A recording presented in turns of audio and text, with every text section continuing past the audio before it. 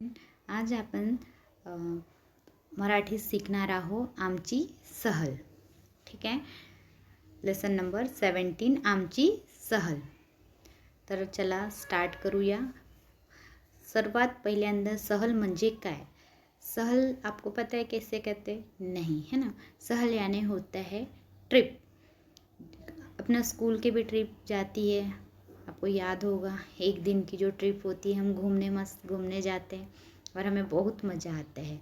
तो यहाँ पर भी कुछ बच्चों की जो ट्रिप है एक दिन के लिए बाहर गई थी, उसी सहल का यहाँ पर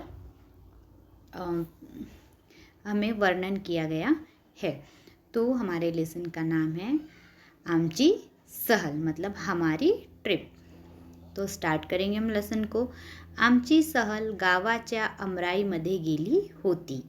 तो यहाँ पर लेखक बता रहे हैं कि उनकी जो सहल है कहाँ गई थी? गावाच्या अमराईत. गांव मतलब विलेज की एक अमराई. अमराई मतलब जहाँ पर आम के पेड़ लाइन से लगाए जाते हैं उसे अमराई कहा जाता है. समझ में? अमराई यानी क्या होता है? जहाँ पर आम के पेड़ एक रो में लगे होते हैं उसे अमराई कहा जाता है. सहलीला वर्गातील सर्व मुले मुली आल्या होत्या. और उस सहल में वर्गातील सर्व मुले मुली मतलब क्लास के सभी बच्चे आए हुए थे. कहाँ पर? उस ट्रिप में. बाईंनी सगळ्यांना जेवणाचे डबे व पाण्याच्या बाटल्या आणायला सांगितले होते. बाई म्हणजे कोण? शिक्षिका. शिक्षिकांनी मुलांना सांगितले होते की आपण जेव्हा सहलीला जाऊ त्यावेळी आपल्याजवळ जेवणाचा डबा आणि पाण्याची बाटली पाहिजे. मतलब खाने के लिए टिफ़िन और पानी के लिए बॉटल चाहिए थी. चित्रकलेचे साहित्यही बरोबर घ्यायला सांगितले होते. चित्रकलेचे साहित्य मतलब जब हम कहीं जाते हैं ट्रिप में तो कभी कभी वहाँ का जो पर्यावरण रहता है ना, वहाँ की जो सुंदरता है उसको बनाने के लिए एक ड्राइंग सेट पकड़ने कहा गया था और कलर पेंसिल मतलब चित्रकला के लिए जितनी भी ड्राइंग के लिए लगने वाली जितनी भी चीज़ें हैं यह सब पकड़ने के लिए टीचर ने कहा था. किससे? बच्चों से. आम्ही आमराईकडे निघालो. आम्ही म्हणजे कोण? सर्व मुले आमराईकडे निघाले म्हणजे सहलीला जाण्यासाठी ते निघाले. रस्त्यावर वेगवेगळ्या आकाराची वेगवेगळ्या प्रकारची झाडे होती.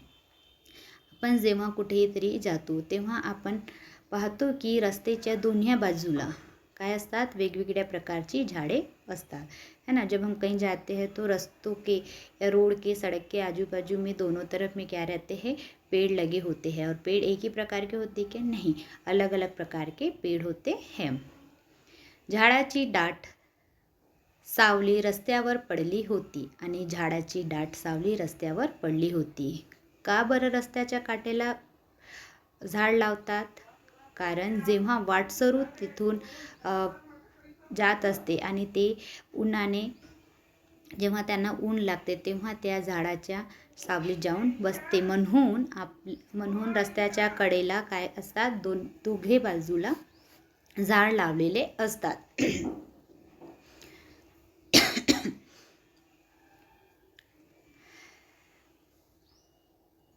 आम्ही रमत-गमत झाडाचे निरीक्षण करत चाललो होतो. रस्त्याने जाताना बाईंनी विविध झाडाची माहिती सांगितली. और बच्चे कह रहे हैं कि जब हम वहाँ पे रमत-गमत मतलब इधर उधर देखते हुए इकडे तिकडे बघत असताना किंवा हळूहळू चालत असताना काय झालं की आम्हीसुद्धा झाडांचे निरीक्षण करत होतो. आणि जेव्हा आपण रस्त्याने जात होतो तेव्हा बाईंनी म्हणजे शिक्षिकांनी टीचरने आम्हाला वेगवेगळ्या झाडाची माहिती सांगितली. It means teacher give information about various types of trees. आमराईमध्ये आम्ही सकाळी 11 वाजता पोहोचलो. किती वाजता पोहोचले ते मुले अमराईमध्ये? सकाळी 11. आता 11 म्हणजे 11 o'clock को सुबह मॉर्निंग में सारे बच्चे अमराई में पहुंच जाते हैं. तेथे आंब्याची खूप झाडे होती. ती ओढीने लावलेली होती. तेथे म्हणजे कुठं? जिथं मुलांची सहल जाणार होती तिथं आंब्याची खूप सारी झाडे होती आणि तिथे आंब्याचे खूपच झाड होती. मी बाईंना विचारले, बाई याला आमराई का म्हणायचे? एक मुलगा होता जो लेखक आहे. त्यांनी बाईला विचारले की याला आमराई का म्हणतात. मतलब एक बच्चे ने क्वेश्चन किया कि इसे आमराई क्यों कहा जाता है. बाई म्हणाल्या राई म्हणजे दाट झाड़ी. राई मतलब क्या होता है, दाट झाड़ी. दाट यानी बहुत घनी घनी झाडियाँ जो है जिथे आंब्याची अनेक झाडे लावून ती जोपासलेली असतात त्याला आमराई म्हणतात. और जहाँ पर उन्हें बड़ा करके उनका संवर्धन संरक्षण किया जाता है उसे आम के पेड़ को बड़ा किया जाता है उसे अमराई कहा जाता है, ऐसे टीचर ने बताया.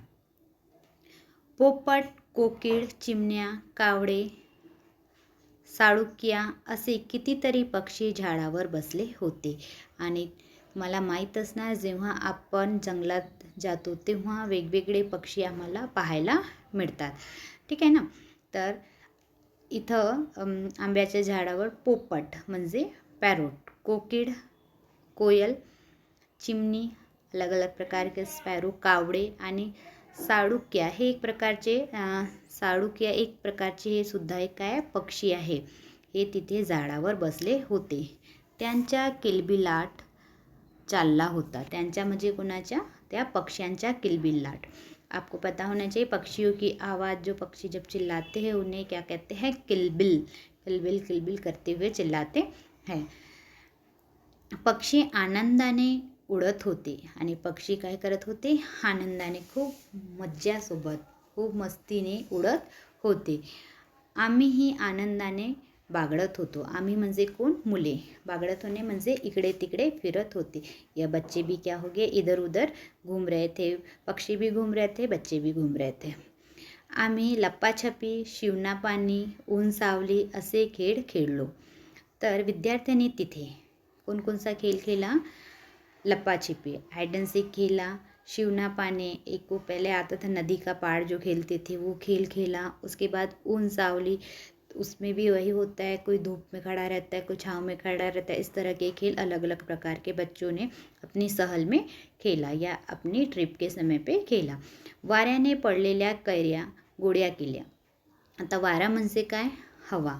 हवाने पडलेल्या कैऱ्या आम्ही गोळा केला. म्हणजे जो आम कच्चे आम थे उनको बच्चों ने क्या किया, जमा किया.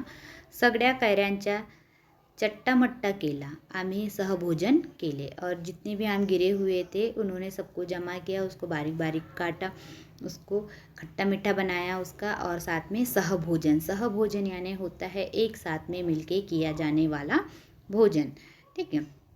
त्यानंतर बाईने आम्हाला चित्र काढायला सांगितले. उसके बाद टीचर ने कहा कि अब खाना वाना हो गया, बहुत मस्ती हो गई, अब उसके बाद सभी लोग बैठ जाओ और आराम से क्या करो, ड्राइंग बनाओ.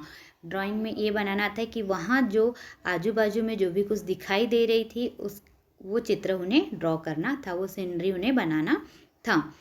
आंब्याच्या झाडावर पोपट आंबा खातो आहे असे चित्र मी काढले. तर या मुलांनी काय केले, जो एक मुलगा होता त्यांनी एक चित्र काढले, एक ड्राइंग बनाया. क्या ड्राइंग बनाया कि आम के पेड़ पर एक तोता बैठा है और वो क्या खा रहा है, आम खा रहा है. कोणी कैऱ्यांनी लगडलेले झाड काढले तर कोणी खूप पक्षी बसलेले आंब्याचे झाड काढले. तो जहाँ वहाँ पे देख रहे हैं आप, हमारे चित्र में बहुत सारे आपको बच्चे दिखाई दे रहे हैं ना टीचर के साथ में. तो कुछ बच्चों ने क्या बनाया, बहुत सारे एक आम का पेड़ बनाया जिस पे खूब सारे आम लगे हुए दिखाया. तो कुछ बच्चों ने क्या किया कि आम के पेड़ का बहुत सारे पक्षी आम खा रहे हैं. मतलब जितने बच्चे थे सभी की जो थिंकिंग थी वो अलग अलग थी. और अलग अलग थिंकिंग होने के कारण सभी बच्चे अलग अलग टाइप से ड्राइंग बना रहे थे. कोणी आमराईचे चित्र काढले तर कोणी कैऱ्या गोळा करणारी खेळणारी मुले काढली. तो किसी ने आमराई का चित्र बनाया, तो किसी ने जो कच्चे आम होते हैं उनको जमा करने वाले बच्चे का चित्र बनाया, कभी खेलते हुए किसी बच्चों का चित्र बनाया. इस तरह से सभी लोगों ने, जितने भी वहाँ बच्चे थे सभी ने डिफरेंट टाइप्स के उस आमराई का पिक्चर बनाया हुआ था. बाईंनी सर्वांची चित्र बघितली. बाईंनी म्हणजे शिक्षकाने सर्वांचे चित्रांचे निरीक्षण केले. मतलब सभी का टीचरने सभी के चित्रों को देखा. त्यांनी आम्हाला कैरी व आंबा यांतला फरक सांगितला. त्यांनी म्हणजे शिक्षकांनी, टीचरांनी मुलांना कैरी आणि आंबा यांच्यातला फरक, मतलब जो कच्चे आम है और आम क्या होता है, कैरी और आम, इनमें जो क्या होता है उनमें कंपेयर किया की आम क्या होता है और कैरी क्या होती है. कैरीपासून आंब्यापासून बनवल्या जाणाऱ्या वेगवेगळ्या पदार्थाची नावे सांगितली. और टीचर ने कैरी से और आम से बनाए जाने वाले अलग अलग प्रकार के जो पदार्थ होते हैं, जैसे आपको पता होना चाहिए आम से अचार बनता है, मुरब्बा बनता है ना. आम को सुखा करके सब्जी में डालने के लिए एक तरह से खट्टापन लाने के लिए तैयार किया जाता है. बहुत सारे जो आम से बनाया जाता है अलग अलग प्रकार के पदार्थ. सायंकाळी आम्ही घरी परतलो. अब शाम हो चुकी थी और आपको पता है शाम के समय ट्रिप क्या होती है, वापस लेकर आना होता है. तो शाम के समय सभी बच्चे क्या हो गए, वापस आए. दिवसभर खेळून बागडून आणि लांबपर्यंत चालून देखील आम्ही थकलो नव्हतो. तो बच्चे कह रहे हैं कि हमने दिन भर खेला, इधर उधर घूमा और इतना मस्ती करने के बावजूद भी हम बिल्कुल भी थके नहीं थे, क्योंकि हमने बहुत चला भी था, फिर भी हमें किसी भी प्रकार का थकवा या हम लोग किसी भी प्रकार से टायर्ड नहीं हुए थे. उलट आम्हाला खूप उत्साही, आनंदी व ताजेतवाने वाटत होते. तो बच्चों को उसके बजाय क्या लग रहा था, बहुत वह उत्सुक थे. क्या होना था उनको, वो एनर्जेटिक थे, है ना, कि इतना घूमने फिरने के बावजूद भी बच्चे थके नहीं थे, बल्कि उन्हें ऐसा लग रहा था और कहीं और घूम चले, है ना. तो बिल्कुल एनर्जेटिक थे बच्चे, बिल्कुल भी थके नहीं थे. उन्हें बिल्कुल किसी भी प्रकार से कोई त्रास नहीं था, यानी वह अपने आप को बहुत अच्छा महसूस कर रहे थे. ठीक है, तो इस लेसन में हमने पढ़ा कि यह एक दिन की ट्रिप थी. ट्रिप कहाँ गई थी, अमराई में. अमराई में जब जा रहे थे बच्चे तो टीचर ने बोला था कि साथ में खाने का डब्बा और पानी की बोतल और ड्राइंग बनाने के लिए कुछ साहित्य ले लेना है. 11 बजे अमराई में ट्रिप पहुंच जाती है और जाते समय उन्होंने देखा कि टीचर ने उन्हें अलग अलग प्रकार के पेड़ों के नाम बताए. और वहाँ जाने के बाद बच्चों ने अलग अलग प्रकार के खेल खेले, जैसे उसमें हाइड एंड सीक था, है ना, सिवना पानी था, ऊन सावली था. और उसके बाद सभी ने अलग अलग प्रकार के चित्र बनाए. किसी ने पेड़ पे तोते को आम खाते हुए, किसी ने पेड़ पे आम बहुत सारे लगे हुए, तो किसी ने बच्चों को खेलते हुए, और किसी ने आम और कैरी जमा करते हुए. इस तरह से अलग अलग तरह से सभी बच्चों ने चित्र बनाया था. उसके बाद शाम के समय सारे बच्चे अपने अपने घर आ गए. और टीचर ने यहाँ पे एक चीज़ और बताई है कि आमराई यानी क्या होता है. आमराई का मतलब होता है राई, यानी जहाँ पर डाट झाड़ियाँ होती है और जहाँ पेड़ कतार से लगे होते हैं आम के, उसे अमराई कहा जाता है. ठीक है, ये यहाँ पे लेसन हमारा समाप्त हो गया. इसके क्वेश्चन आंसर हम देख लेते हैं. शब्दार्थ आपको लिखना है अपनी कॉपी में. हम स्टार्ट करेंगे क्वेश्चन नंबर 1 से. सो आर क्वेश्चन नंबर 1, एका वाक्यात उत्तरे लिहा. मुलांची सहल कुठे गेली होती. सांगा बघू, मुलांची सहल कुठे गेली होती. तर उत्तर आहे मुलांची सहल आमराईत गेली होती. देन सेकंड, सहलीला जाताना मुलांनी काय काय सोबत नेले होते. जब बच्चे ट्रिप के लिए जा रहे थे तो उन्होंने अपने साथ में क्या क्या लिया था. तर आन्सर काय आहे, सहलीला जाताना मुलांनी जेवणाचे डबे, पाण्याच्या बाटल्या व चित्रकलेचे साहित्य सोबत नेले होते. बाईंनी अमराईचा अर्थ काय सांगितला. जो टीचर थी, टीचर ने अमराई का अर्थ क्या बताया. तर उत्तर आहे, आंब्याची अनेक झाडे जेथे ओळीने लावून जोपासली जातात त्याला आमराई म्हणतात. असा आमराईचा अर्थ बाईंनी सांगितला. क्या बताया कि जहाँ पर आम के पेड़ को एक लाइन से लगाकर उनकी देखरेख की जाती है उसे अमराई कहा जाता है. आमराईमध्ये मुले कोणते खेळ खेळले? आमराईमध्ये मुलांनी कोणकोणते खेळ खेळले? तर आमराईमध्ये मुले लप्पाछप्पी, शिवणापाणी व ऊन सावली हे खेळ खेळली. रिकाम्या जागा भरा. रिकाम्या जागा ब्लँक राई दाट झाली. ब्लँक राई म्हणजे दाट झाडी. ठीक आहे. देन सेकंड, वाऱ्याने पडलेल्या कैऱ्या आम्ही गोळा केल्या. आम्ही सहभोजन केले. जहाँ पर अंडरलाइन किया गया उस जगह पे ब्लैंक है. ठीक है. बाईंनी आम्हाला कैरी व आंबा यातला ब्लँक सांगितला म्हणजे फरक सांगितला. 4th नंबर, बाईंनी आम्हाला ब्लँक काढायला सांगितली. काय काढायला सांगितली? चित्र.